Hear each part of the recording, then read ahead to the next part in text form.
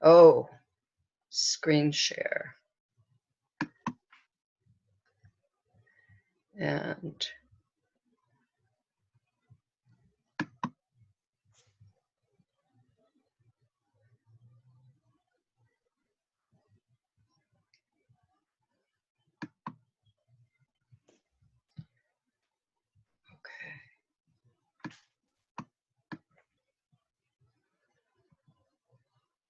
ah,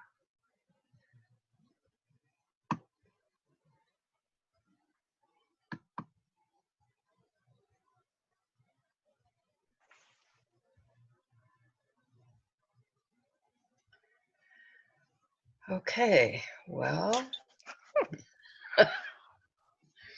Okay, now what? now, welcome to Karen Rice's Family Zoom Station. This is episode 5, Homeschooling Today. Hey, parents, more peace and time for you.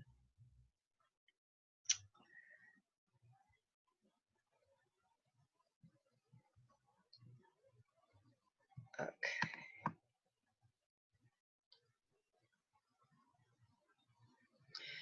Welcome to Karen. During the first part of the show, then we open things up for Q&A and discussion. Last week, it was suggested that we address homeschooling parent these days. It was also suggested that I should see some of the that have come up because of this situation. These problems include stress because of the unusual situation, you and your family having to stay home together, no school, no jobs, and overwhelm because you are all home all day. Maybe you get to work from home. In any case, you have even more to do and no longer time or energy to do what you need and want to do. So today I'm going to share a few simple strategies with you so that you can ease your stress, reduce your overwhelm. After that, our guest speaker, Barda Allen, is going to share some of her experiences with 26 years of unschooling, a version of homeschooling. Just hearing about this educational option could free you from any guilt you may have been feeling if you believe you should be doing more, or any worry that you are not doing a good job enough as their teacher. Instead of stress, you'll feel calm. Instead of overwhelmed, guilty, or worried, you'll feel a sense of ease. I'm going to share tools, skills, and strategies I used as a parent and teacher, and some new ones I've discovered and created for my personal well-being.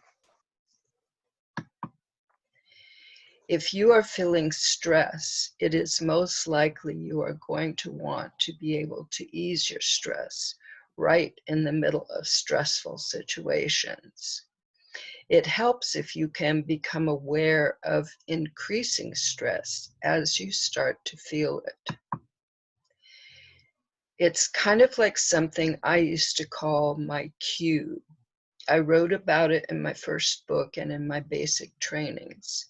It was what I felt before I got upset.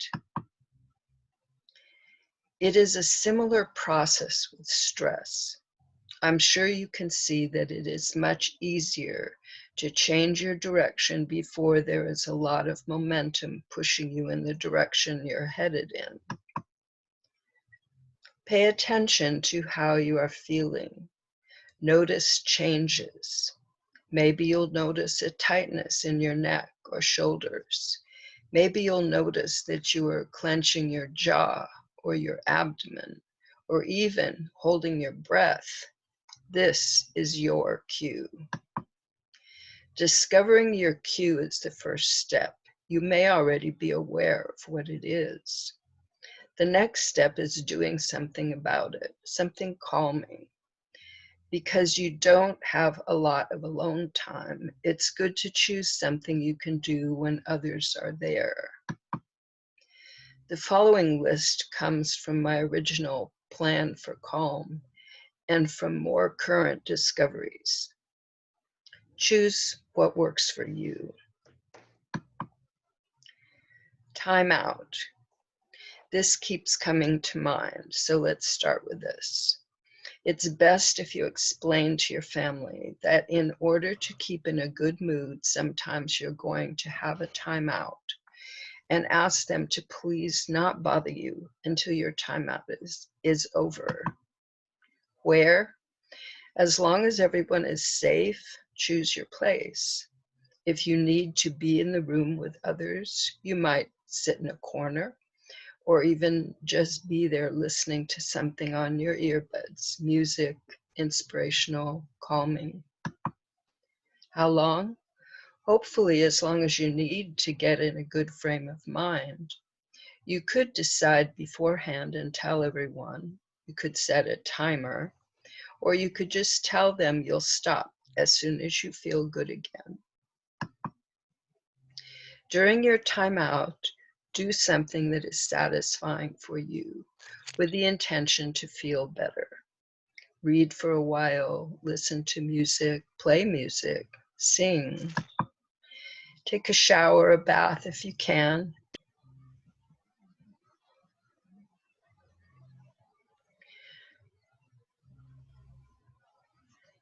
I think it skipped a slide. I'm going to go check. Okay.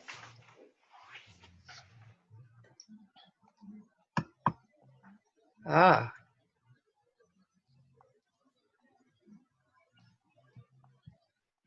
Let's see.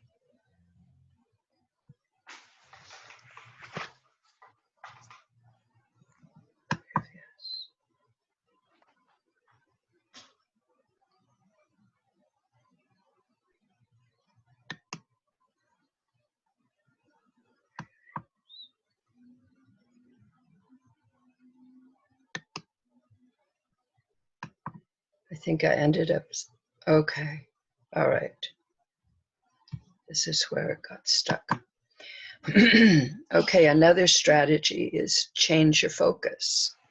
Two ways to do this come to mind, but they both result in changing what you're thinking about. In fact, everything in time out does that too. The reason this helps is because what you are thinking about is what is causing the stress. Change those thoughts to something more enjoyable and you can start to relax. You can do the following wherever you are. Observe something you enjoy, something in nature, your pet, your kids. Think an enjoyable thought, at least a more enjoyable thought from the past, present, or future. Just focusing on your breathing. Take deep, slow breaths. This is how we breathe when we're calm. My pattern interrupt. This is something that I discovered in the past few months that has been quite helpful. First, choose a positive phrase, word, sentence, or mantra, something you can focus with. Repeat it silently in your mind. And for me, it vanishes when I'm feeling good again. At some point, I realize I'm not repeating it anymore. Although the above strategies are effective at reducing stress and overwhelm, the following strategy can prevent much of your stress and overwhelm from being created, especially when it comes to your kids. Imagine your home. Everyone is getting along, helping each other. This doesn't mean that there are no differences in opinions, values, interests, needs. but you now have the means to harmonious solutions, and each of you know this. Practice it and reap the benefits. The one rule does it all. Knowing and following the one rule is all you really need to create harmony between you and your kids. I had already realized and documented that over the years I raised my own children, worked with hundreds of children as head teacher in the Montessori school I co-founded, and in public schools after that. I had used, discovered, and created 108 tools, skills, and strategies. One evening I was thinking, do people actually have to learn and know all of these 108 tools, skills, and strategies to be able to raise happy kids? It seems so unlikely. Then I asked myself a question. What is the least that people need to know about what I've learned about raising happy kids so that they can most quickly and easily raise their own happy kids, or something like that? Simple. During that evening, little by little, it was uncovered in my mind, going deeper and deeper, like digging for buried treasure, until I found it. Wow, that's it.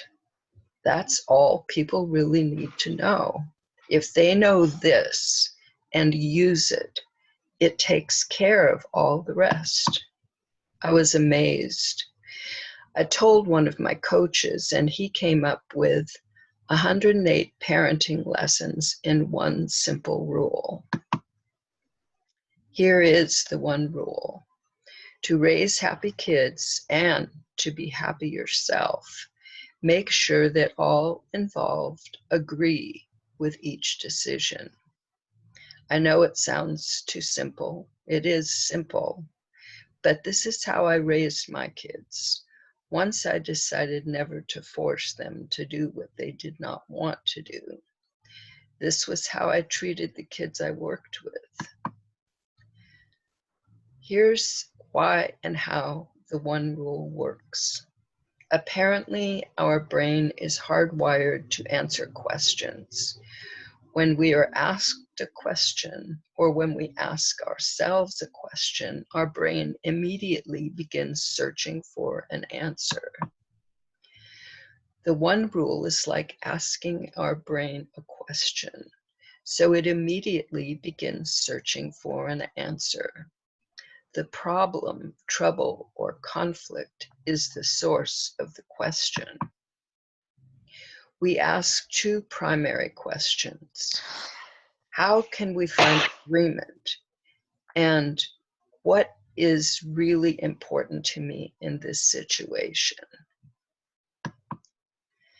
That's how there is a direct connection to the 108 tools, skills, and strategies that help solve the problem. You may have more or different solutions, but the 108 is what came up in my life. Your foundation is the heart-to-heart bridge.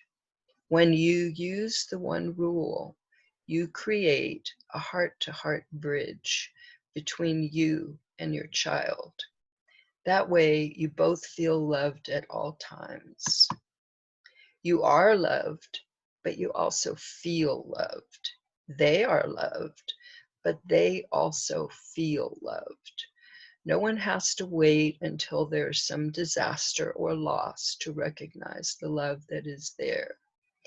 You and your child get to feel it at all times.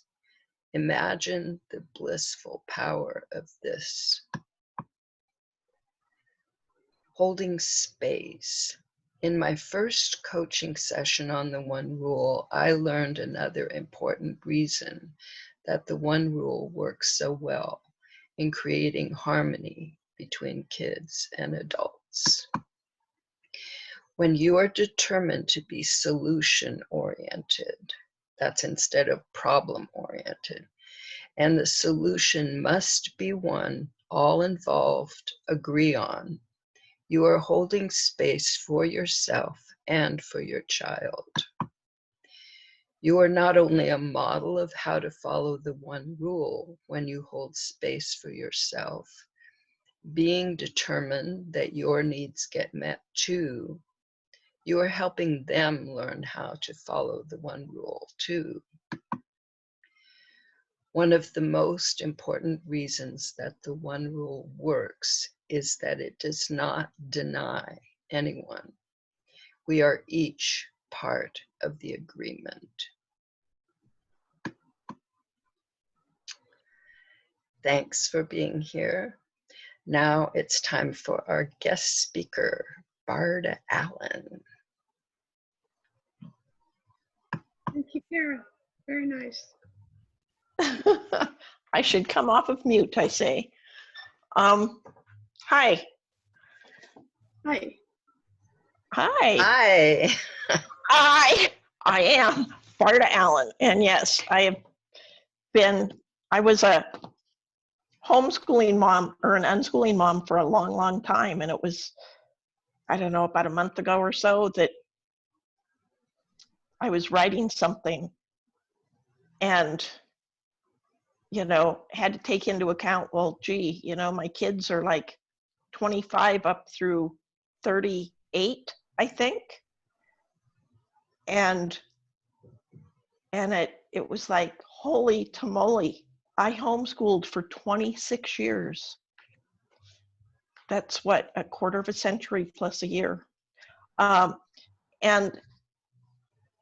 when we first started all those years ago, I only had like 1 or 2 kids. And we had just moved into this house in Helena, Montana, and it had a ton of bedrooms. And so we turned one of our rooms into a school room because, we weren't going to have our kids in a public school. We knew that. And my dear friend in the Chicago area homeschooled while she unschooled. I didn't know that there was like really any difference. And so it was like, okay, that's what we'll do, because they didn't have any alternative schools like Montessori in Montana at the time. So the only pattern I had for schooling was what I had grown up with, as we all did. We all grew up and went through 12 years of school. And so I even found little school desks. And one of our walls was, my husband painted with black chalkboard paint. And I would sit down and be the teacher. And my oldest child was a headstrong girl, and she wouldn't have any of it. And her mind would just close. She'd just shut down. And it was like, well, this isn't working, because it was just frustrating. She wouldn't do anything, and I just thought, okay, fine, I will do nothing. And so that's how we fell into what is called unschooling, which is actually child-led. It's whatever the child is interested in. And it doesn't, so it looked nothing like school. We had, my husband and I both like to read. And so we had tons of books, and my mom lived with us at that time, and she liked to read. So we had one room in our house that was a library. So we didn't necessarily have to go to the library to get books because we had them. We had all varieties, references, encyclopedias, tons of kids' books, and lots of cooperative board games. And my kids just learned what they were interested in. I had one my middle son was interested in triangles. And every time his dad was doing some sort of work with carpentry and stuff, there was always a triangle of some sort that would show up. And it was his. He'd grab it. So he had, he, instead of counting, I don't know, counting sticks or counting blocks, he counted triangles because that's what he had.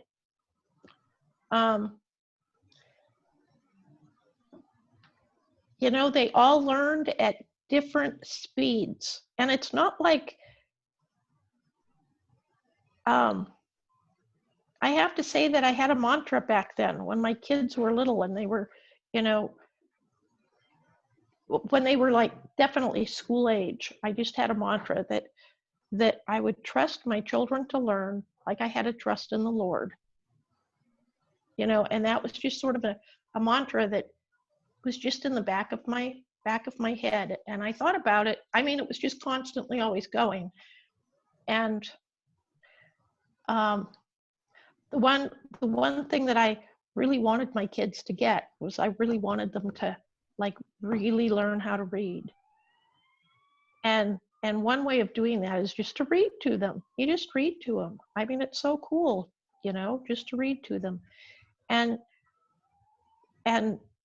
my uncle, who was really concerned, called me up one day and he said, "Okay, so you're teaching your kids at home." Well, I ordered some stuff for you. It's called Hooked on Phonics. Do you promise that you're going to use it? And I said, yeah, of course I will. Because I really think a good foundation for learning how to read is using phonics. And so that came, and my resistant daughter was still very resistant, and really, I really prayed a lot. Geez, really, and it's not like she didn't learn, because she taught herself all sorts of things. She taught herself how to swim. She'd had a few little tiny lessons from a friend before we had moved to Montana, that got her to be unafraid of water. And then, when we were traveling and stopped someplace that they had a pool, she threw her off and threw them in the water, and then she jumped in and swam and got them out of the middle of the pool. Now, her version of it was she was drowning and we didn't do anything. But I mean, had she been drowning, yeah, we would have definitely jumped in and grabbed her, but she was actually swimming. I didn't really know that she knew how to read until she was about 17 and a half years old. She and I were driving cross country, and I'd had a book that I was reading, and we were supposed to take turns driving, but she picked up that book and she started reading it. She didn't read it out loud, but she read it slowly, from, and she kept turning, I mean, she was reading it, and she was, every once in a while she'd say something about it, and she just kept reading, and I kept driving, because it was like, holy shit, she's reading, So now my youngest son was going upstairs one night when he was, I think he was about 8 years old, and he goes, well, I'm going to go to bed. I'm going to go read my book. And I said, you're reading a book? What book are you reading? Go get it for me. And he went upstairs, and he came back downstairs, and he had a really thick book. It was written by Stephen Ambrose, and it was all about the Transcontinental Railroad, because my son was really interested in trains, and he had a toy train set, and he was just all about trains. And he was like in the middle of reading a book that was written on the adult level reading skill. And it was all about trains, and I was blown away, but it was like, oh my God, wow. And, so every kid is different, and it doesn't mean that just because they're not doing what the public school says you're supposed to be doing it. Doesn't mean that you're behind. There's no way to be behind. I'm still learning, you know. Karen is still learning. She's learning how to do these terrific Zoom calls. I mean, I need to catch up to her because I haven't done that yet for myself, you know. And so we keep learning until we're, you know, until we're 6 feet under, you know. What else can I say?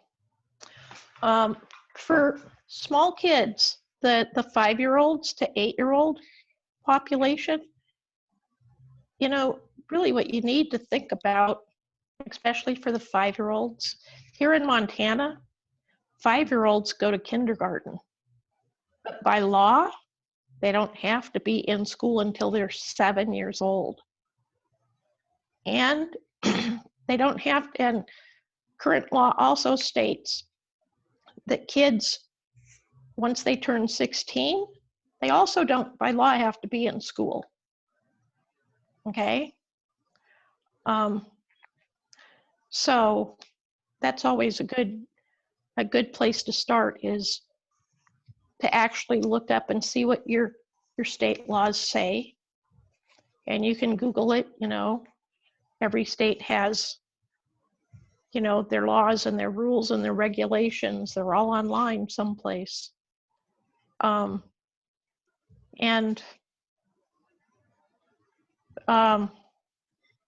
know, I know how hard it was for parents to be, you know, to one day wake up. Actually, it was on a Sunday for us, where we all got to hear on a Sunday that, oh, by the way, school is closed tomorrow, and it will be indefinitely. And every 2 weeks they'd say, oh yeah, we're going to be closed for another 2 weeks. You know, oh, and parents, you get to help teach your children. And it was, you know, the teachers themselves had no idea, because they're having you believe that you're homeschooling. And homeschooling from a homeschooler's perspective, someone who never put their children in school and would never put them in school, they don't have to jump through hoops like that. Their schooling is so relaxed. It's, you know, they don't, children, you know, children just, they know how to, listen, your baby was born, they learned how to crawl, they learned how to walk, they learned how to talk. They learned how to talk by listening to you, talk to them. And they're sponges. They will soak up anything that they are really determined that they really want to know about. They'll soak that up. Coming from a perspective of, yeah, I homeschooled for 26 years, and then here I am, a square peg, trying to keep myself in a round hole, because I work in public schools now. And yes, I do it for a paycheck. And when, you know, school is actually in a building, I work with special need kids, those teenagers that operate at maybe a 3rd grade level. Kids that don't talk and they don't walk and they need help with going to the bathroom. And those times that I'm in a regular, like a health class or a biology class or an earth science class, those are 50-minute classes, but I think maybe they only do 20 minutes worth of work, because, you know, first the kids all have to get there and they have to get settled down, and the teacher has to take attendance, you know, and then the teacher talks a little about, okay, this is what we're doing. And then the kids like do whatever it is, you know, maybe hopefully it's a hands-on experiment type thing. or where they have to huddle in groups of like 3 or 4 and talk about, a problem or something. And then the last 10 minutes or so, 10 to 12 minutes, those kids know that the bell's going to ring. And so they're putting all their stuff in their backpacks, and lots of them are standing at the door. So there was only maybe 20 minutes of education going on. So don't beat yourself up and think that your kids aren't learning, or that you're not doing a good enough job, because as long as they've done something, then they've done the work. And maybe it's not right, but maybe it is, but they tried. And for those older kids, I don't know if you have older kids yet, but for those older kids that have assignments and they can't figure out what the correct answer is, and they go on the internet and they look it up, they're not cheating. They're looking up information. They're discovering, where to go to get the information. It's a skill that they need to have going forward in life, because things aren't going to be in a book. They're going to be, education now is happening online, Wikipedia or Google or, whatever search engine. So, and I only say that about that it's not cheating, because in lots of parents, or not parents, but lots of teachers' minds, that's what they think these kids are doing, because they're schooling online. Oh my God, they're going to get, well, where else are you going to get the information?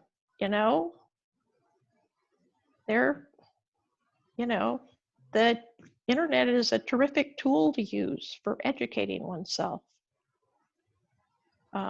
What else would you like me to say, Karen? I agree, it is. Yeah, I've used it with some of the students I tutored, because that's another thing that I did here in Nevada.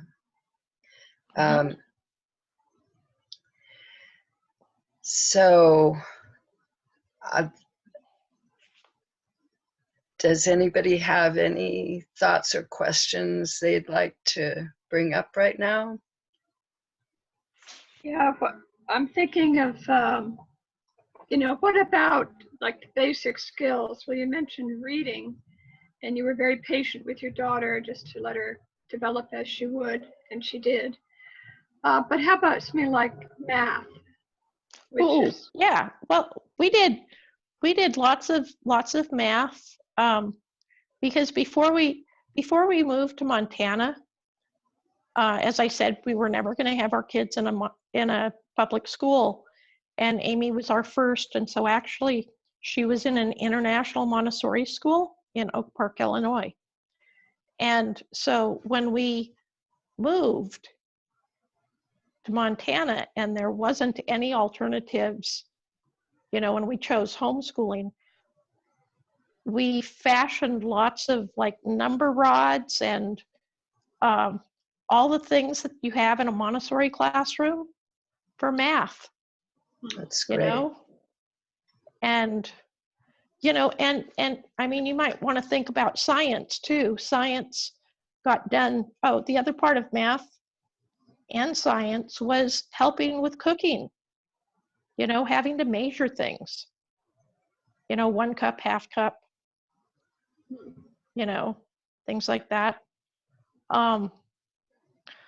One of the things that we've had in our house for a really long time is the hanging scale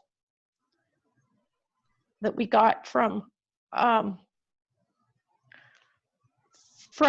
grocery store that had gone out of business, and they, had a sign, things that were, that they were selling fixture wise. And it was like, oh my God, we got to get the scale. That's going to look so cool in our house, and yeah, the kids would like put all sorts of things in there to see, oh, how much does this weigh, and then you know, the needle like goes however far it goes, 2.5 pounds, 5 pounds, you know, whatever. Another wonderful thing that we came across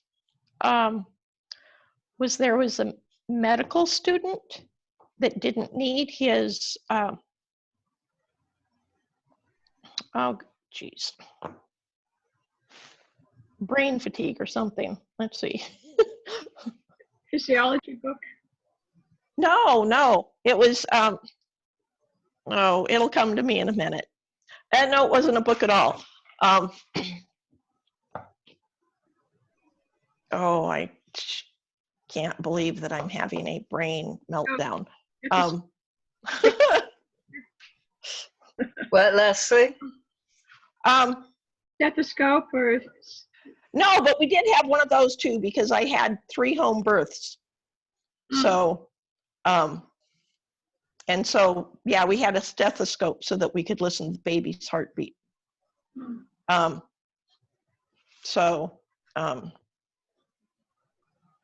Sphygmomanometer, taking the blood pressure. No, we didn't have one of those. You know, it's the name now that's like right here in the back of my brain. Thermometer. No, we definitely had one of those. I used a thermometer all the time, either in baking or like, oh my God, does my child have a temperature?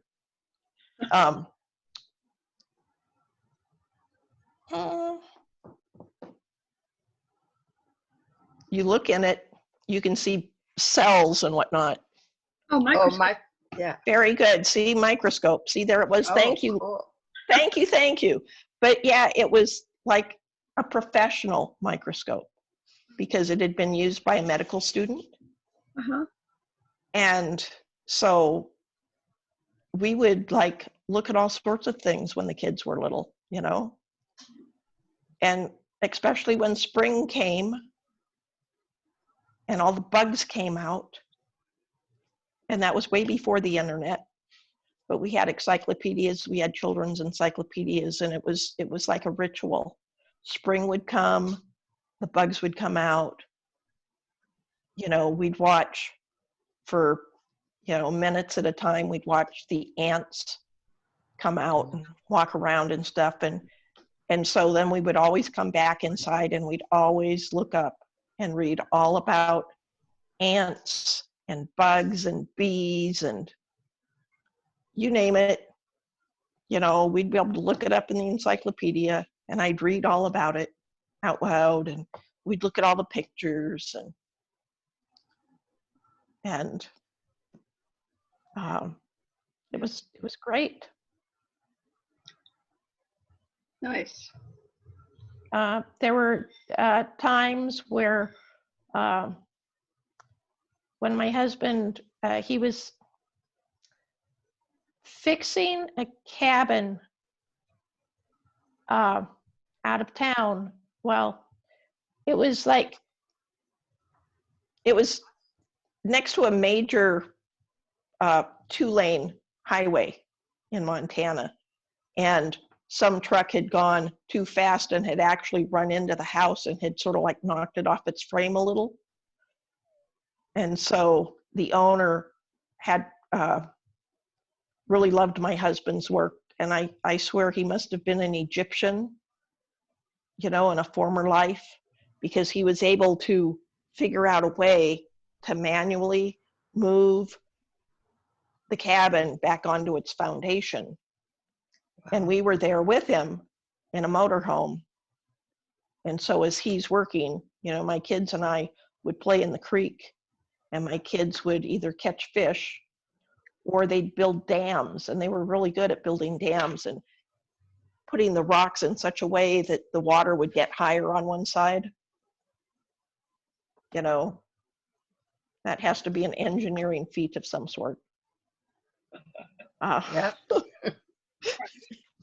Not that any of them are that, but you know, we also were really into music because my husband was he played flute in several different bands in town.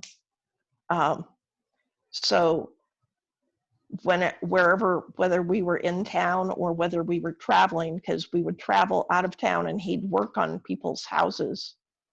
And we'd always find somebody that was playing, you know, a professional musician of some sort. And my youngest son would always take piano lessons from somebody that was actually, you know, playing piano, making a living. And now he knows how to play the piano. He knows how to play he taught himself how to play the accordion. And he started being a professional drummer when he was 11. So, you know, and now here it is, the pandemic, right? So he plays, he still, you know, he'll play music, he'll create online videos, you know, and stream them over Facebook. My middle son was, he didn't speak well when he was little. He had been born in Montana, but he really sounded like he was from Boston, and he had a really thick Boston accent. He didn't, you know, you had to live with him in order to figure out really what he was saying, because people that weren't around him a lot had no idea. And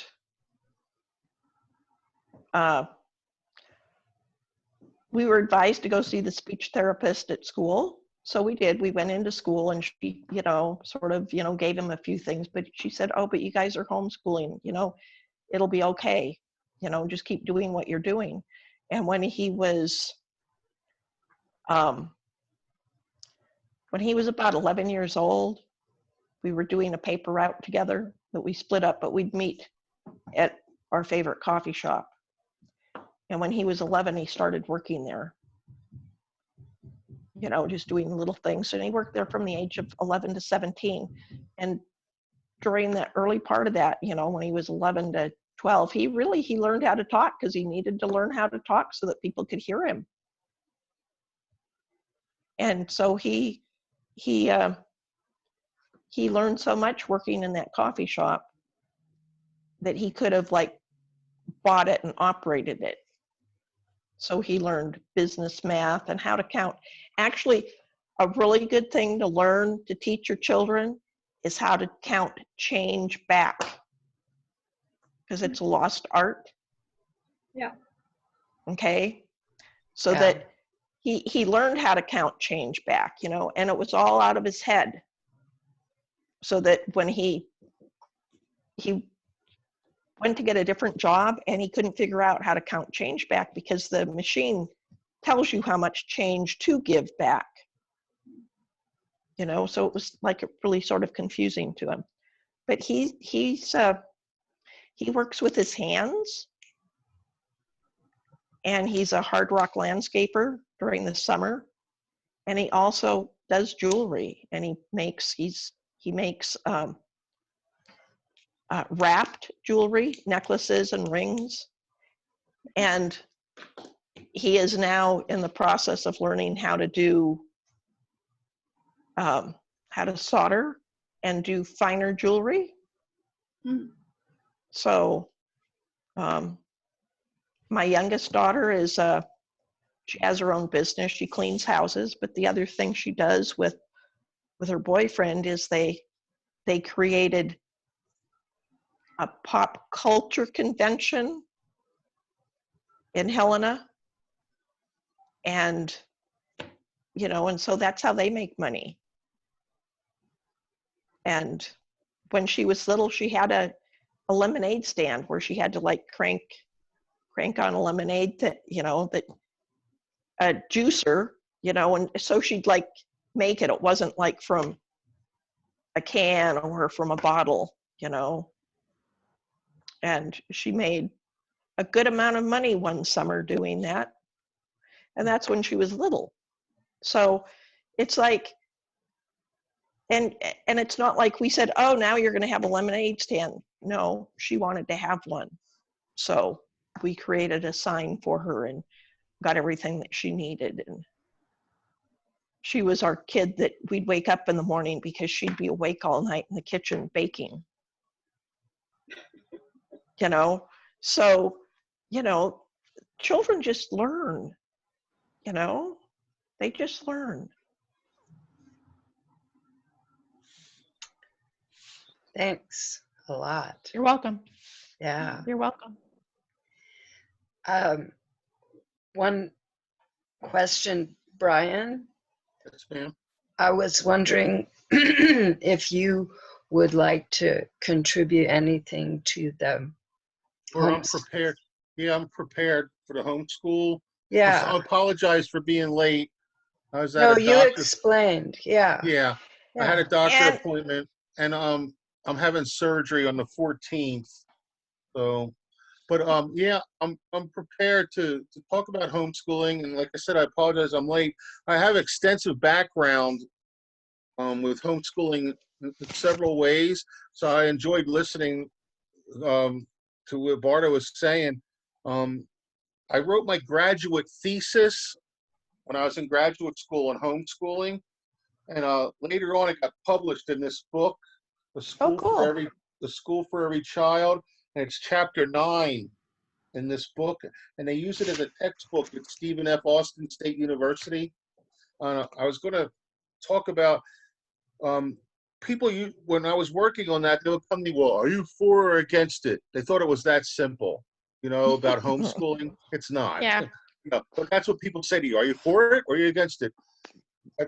What I did was I took it down to 3 case studies, and I interviewed and stayed with people for a year, well, a school year, 9 months, and I observed what they were doing, 3 different homeschool situations, and what I did was I wrote case studies on that and turned it in along with my thesis, and the outcoming of it, we found, like Barda was saying, some of the parents need to be up on the logistics of things, such as the laws of your state, things like that.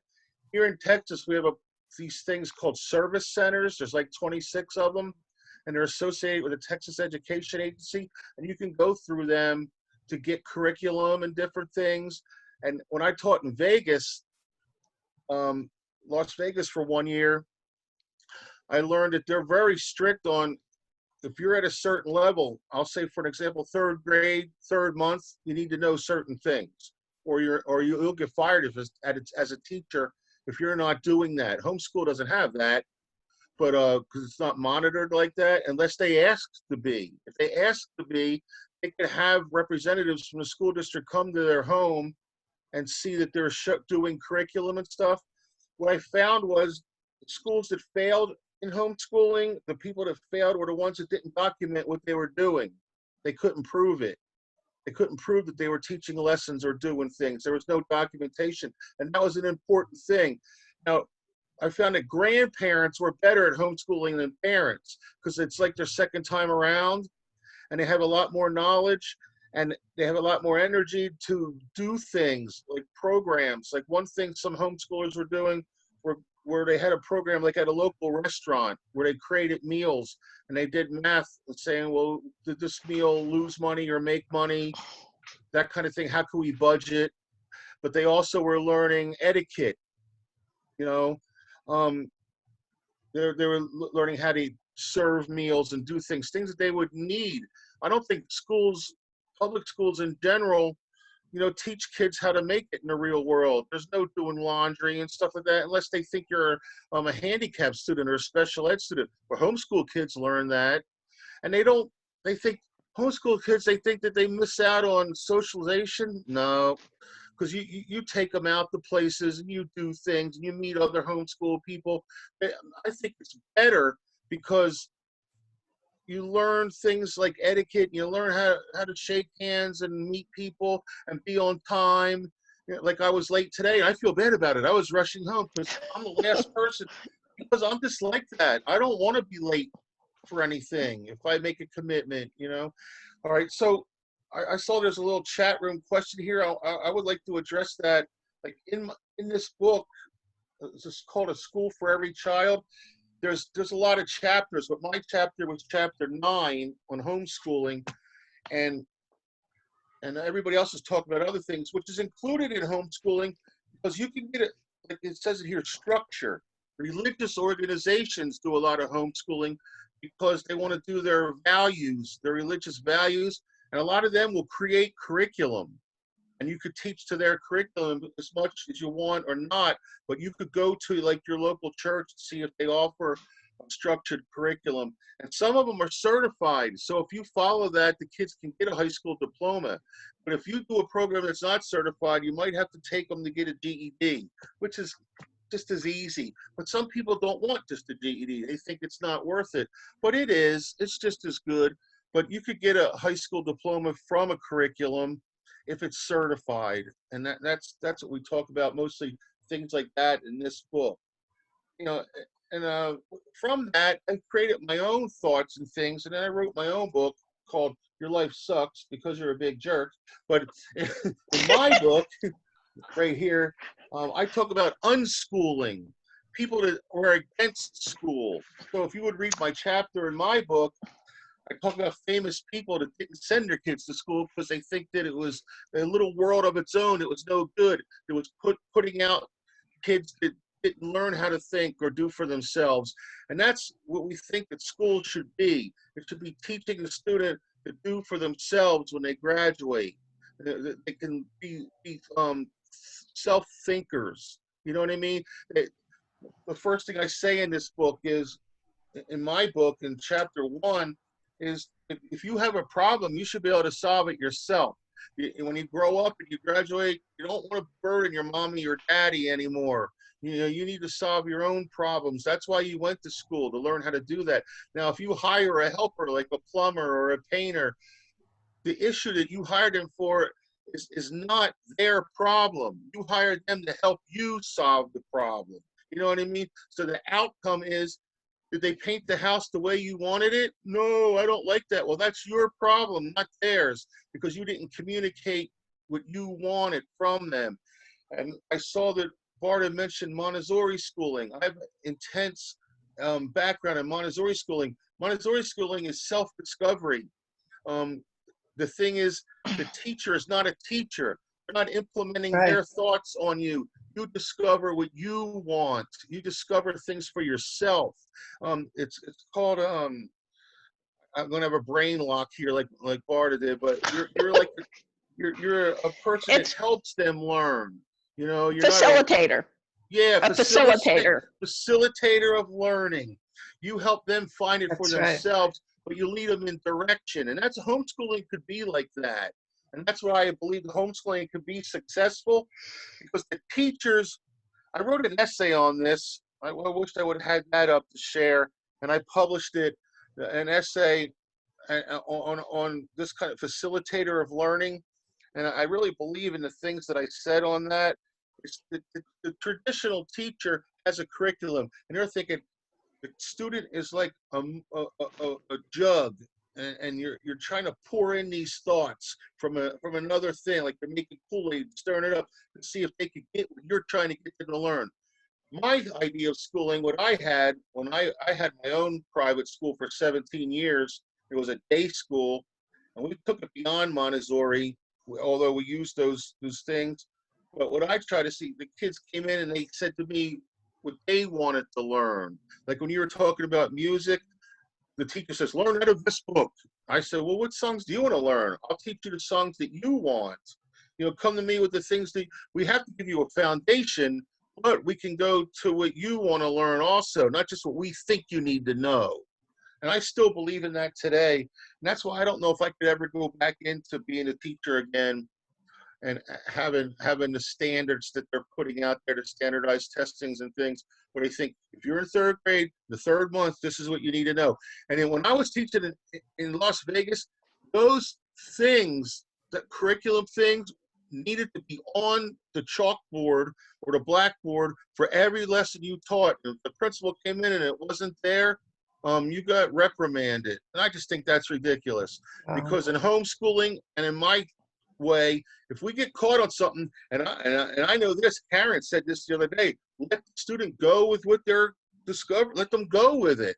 You might get off task, but you might learn something else. You're not allowed to do that in the Las Vegas public school system. You'll get in big trouble for that. You have to teach what the lesson said for that day, and they give you that. In homeschooling, you're not locked down to that. Here in Texas, you're not locked down to that. You can, as long as the kids are engaged and they're learning. In the old days, I guess I'll close with this. In the old days, when I was interviewing to be a teacher, they would say, what could you, Brian, offer us from your life experience to teach these kids that would make them motivated and make them successful? What do you have to bring to the table? Not anymore. Now, if I go to an interview, they say, can you be a team player and teach to the standardized testing? How can you keep the kids in their seats and learning what we need to teach them? It's not what I wanted to be, a creative teacher. Now, they don't even want you to be creative in delivering the lessons. It's all in the curriculum. It's all done for you. It's called a canned curriculum. It's all there for you. The teachers don't even prep anymore. They go in there, and my sister's a teacher in Boise, Idaho, and she has a canned curriculum. She puts the date of the day and boom, it comes up on the board, and there it is. She doesn't even have to write it on the board like in Las Vegas. It's there. Here's what you teach today. It's all there, and you have to teach that lesson today. Now, if the electronics goes out, those canned curriculum teachers are lost. They just go to recess and go outside and play. But teachers like us from old school, we could improvise and do things. So now that, and I'll end with this, I'm sorry. Now with this new thing, this epidemic thing, I don't know, when we come out of this, homeschooling, I got straight A's in graduate school, except for one class. They told me to create a homeschooling environment for a virtual school, so I came up with getting your GED online. The professor said to me, it'll never happen. Gave me a B-. That was my only B in graduate school. Now look what's happening. I teach at the University of Phoenix for 13 years now, and I wonder where that guy is now. You know, he said it would never happen.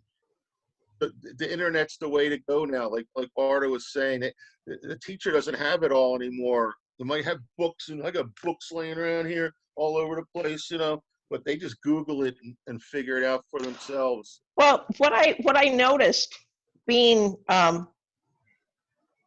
in school, especially in the biology class, is that that teacher is she's really passionate about what she's teaching, but the kids aren't engaged in it. And also, they don't care. You have to make it relevant to their needs. And also the science that she is teaching is at least 10 years behind what's actually relevant right now. They say it takes 11 years to get a textbook through. What? Nowadays, they update Wikipedia every day. If someone died today, you looked it up Wikipedia, it'd be there. I do that all the time. I got Alexa across the room, you know. I say, Alexa, you know, when was Stevie Wonder born? Wonder was born on May 13th, 1950. May 13th, 1950. He's 70 years old. Would you like to know how much he's worth? They always ask me, you know. It's right there across the room. You just ask the sky. Right. It's there. Interesting. Who died this week? What was that guy's name? Little Richard. Yeah, Alexa. How old is Little Richard? 87. I don't know, 2020, at the age of 87. Little Richard died on May. Would you like to know the net worth of Little Richard? Sure. Didn't hear me. But anyway, he died on May 9th, 2020, at the age of 87. It's right there. It's all there. Just ask Alexa. You know, we didn't have that. But and it wasn't accepted before. Remember when you weren't allowed to bring your cell phone into the classroom or the teacher would take it? Now they're right in there looking the stuff up, you know. Not in Helena. You can bring your cell phone in, but you can't be on it. They're behind the times, because nowadays the kids can just look this stuff up and it's there. And I don't say, I used to be against it because I went with the crowd. Now I'm not. I think I don't have their stuff, because, you know, they look up stuff. My daughter was peeking in. I'm looking for crutches. I'm going to need crutches Thursday, right? So we drive around to all the crutches store. We ask the doctors for a thing. They're all like, well, we could give you a prescription, but you won't get them the next Wednesday. Like, I need it this Thursday. So my daughter gets on the thing. Hey, there's a store 2 miles away. Got them for $24. And I was going to pay $44. But it was good I came home and jumped in here because I felt bad about missing. But she looked it up and got them for half the money. And she's peeking in telling me, let's go when you're done. So, here it is. All right in here. Yeah, my son has three kids, age 13, 9, and 7, and they live in South Korea. Now and he's a teacher himself. He's been teaching English for 16 years. Now he's teaching at the university. His problem is he also is an interpreter. His problem is he doesn't like the Korean way of education. It's more like a memory mill. It's like a memory mill. Yeah. And not only that, they create an atmosphere where if somebody answers a question, if it's not correct, it's like they're shamed. Yeah. Oh. We don't need that. So therefore, kids don't want to speak up in class. They need to at the be university able. level, my son has this problem. And then there's another issue, and that is you have all these tiger moms, and it's not enough that their child does well in school. The child has to do better than everyone else. Yeah. So they send them to before school, and then they send them to after school, and then they send them to after school. The children have no life. There's a song out there called What?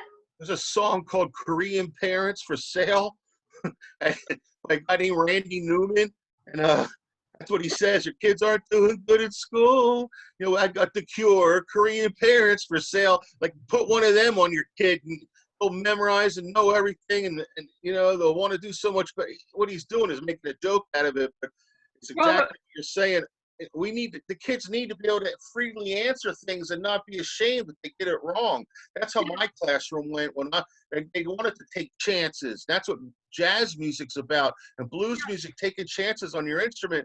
Or otherwise, these kids learn that Suzuki stuff, and like you said, they're going to play it exactly the way they were taught it. They can't improvise or change anything. No. So their mother is Korean, so she's bought into this tiger mom thing. And if the kids, don't do their extra work, she's after them, yelling at them and this kind of. Yeah. Oh dear. So I taught in China for a year. Trying to give her guidance, that there's better ways. I taught in China for a year, and those people, they didn't get it, and the kids, they're so technology. They had these little things. They were talking to each other like about me behind my back and stuff. I learned about it, and it was crazy. But they're up on the technology, those kids over in China. But it was the same thing. They wanted memorization. What I did once when I was teaching in Catholic school, I taught these third graders Hail Mary in Latin, and so that was on the curriculum to learn the Hail Mary.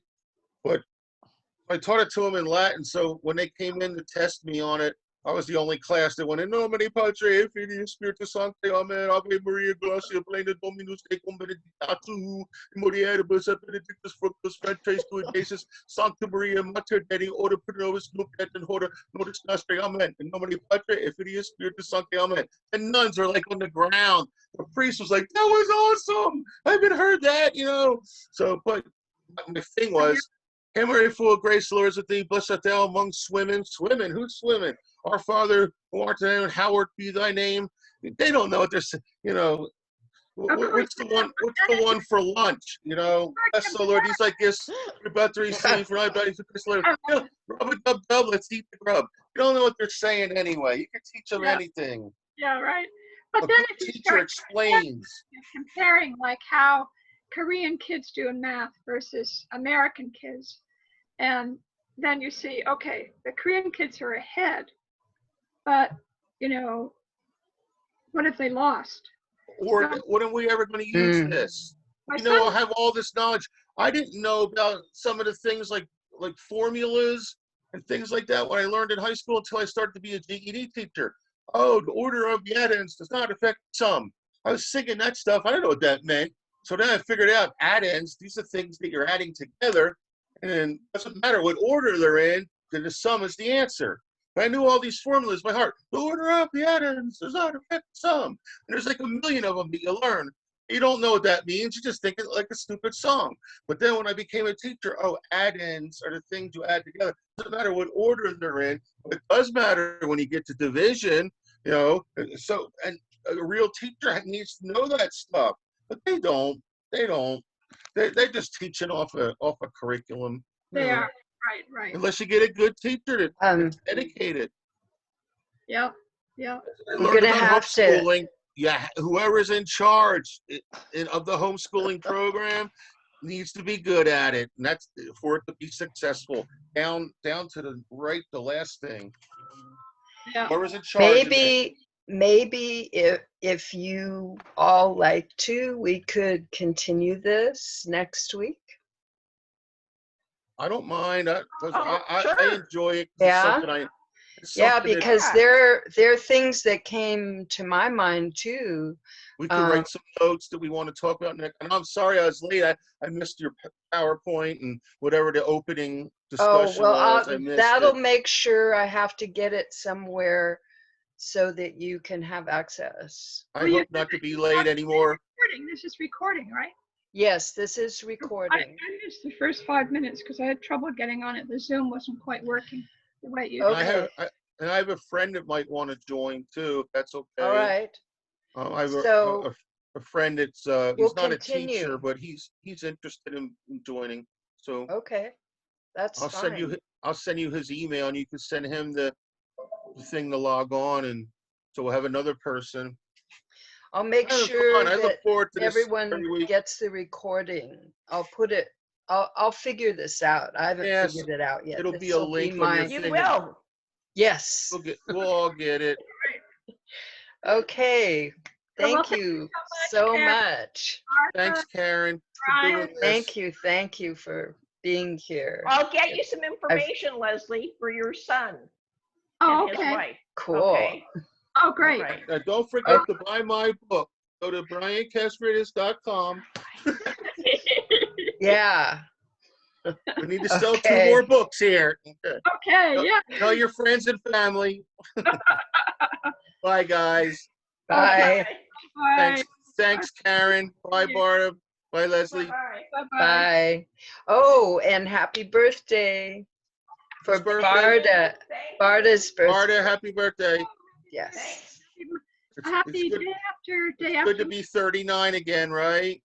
46. Oh, I'll be okay. 46 again. There she goes. Can you believe it? I'll be 60 next time.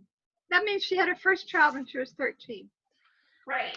Good for you. She started young. Yeah.